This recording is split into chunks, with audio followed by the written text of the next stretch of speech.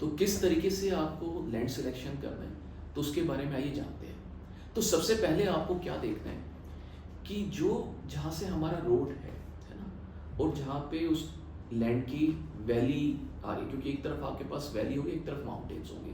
तो जो valley side है वो हमारी नॉर्थ ईस्ट और ईस्ट साइड में होना चाहिए। अगर इसको हम समझें तो सपोजिटली ये हमारा एक रोड आता है और यहाँ से प्रॉपर्टी हमारी इस तरीके से नीचे जाती है एंड ये आपकी वैली में चली गई। तो ये जो आपका रोड है, अब यहाँ पे भी आपको कोई माउंटेन्स यहाँ पे मिल सकती है, तो ये हमारा इस तरीके से डाउन जाती है प्रॉपर्टी। तो ये आपका नॉर्थ ईस्ट या ईस्ट में होना चाहिए। और जो आपका रोड लेवल है और जिसके साइड में आपको माउंटेन देखने को मिलेगी वो आपका साउथ वेस्ट या साउथ साइड में होना चाहिए। अब इसी केस में देखिए, जैसे अगर स्टेट कोई भी आपका लैंड है, अगर वो स्टेट नॉर्थ या साउथ ओरिएंटेड है, ईस्ट या वेस्ट ओरिएंटेड है, या north east south west oriented है।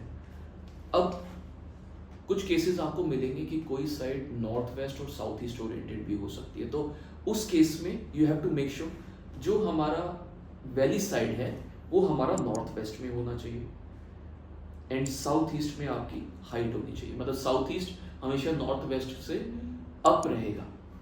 तो ये केस है अगर आपका कोई भी वैली और माउंटेन वाला सिनेरियो हमें देखने को मिलता है। अब कुछ केसेस में क्या है, लोग जैसे ऋषिकेश साइड हुआ या इवन बीच साइड में, तो कुछ लोग रिवर फ्रंट या सी फेसिंग जो प्रॉपर्टी होती है वो भी लेना पसंद करते हैं। तो उस केस में आपको क्या देखना है वो भी जानते हैं।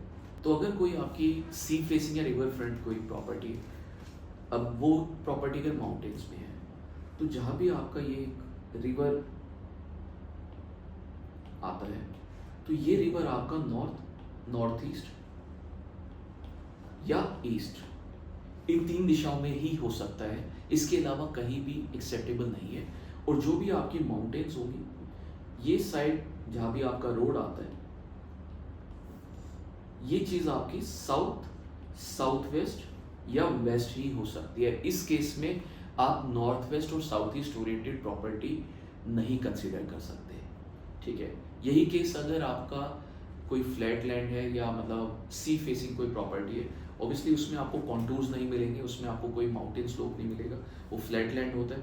तो उस केस में आपको ये देखना है जहाँ भी आपका ये सी आता है तो ये भी आपका नॉर्थ ईस्ट या ईस्ट में हो, और जो आपका लैंड वाली साइड है जहाँ भी आप डेवलपमेंट करेंगे अपनी बिल्डिंग की, वो आपकी साउथ वेस्ट और वेस्ट साइड है ना। तो बेसिकली आपकी जो फेसिंग हो गई that is north east and east. तो इस चीज़ का आपको खास ध्यान रखना है।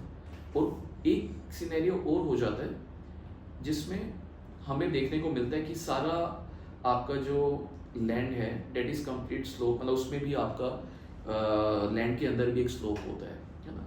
तो उस केस में आपको ये देखना है कोई भी आपका लैंड का अगर स्लोप है, चाहे वो स्लाइटेस्ट स्लोप भी हो, वो आपका हमेशा नॉर्थ ईस्ट और ईस्ट की तरफ होना चाहिए।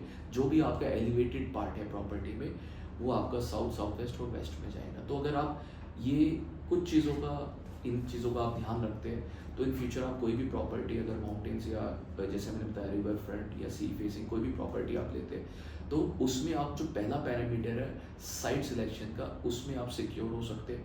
उसके आगे का जो भी कंस्ट्रक्शन प्रोसेस है डेट इज़ फर्दर, बट हाँ आपकी फाउंडेशन जो है इस पूरी जो ऑपरेशंस होंगे आपके फ्यूचर में, उसका साइट सिलेक्शन होता है। अगर वो आपका ठीक हो गया, वास्तु से अलाइन होता है, तो बाकी जर्नी आपके लिए स्मूथ हो जाती है। तो आज के एपिसोड में इतना ही। नमस्कार।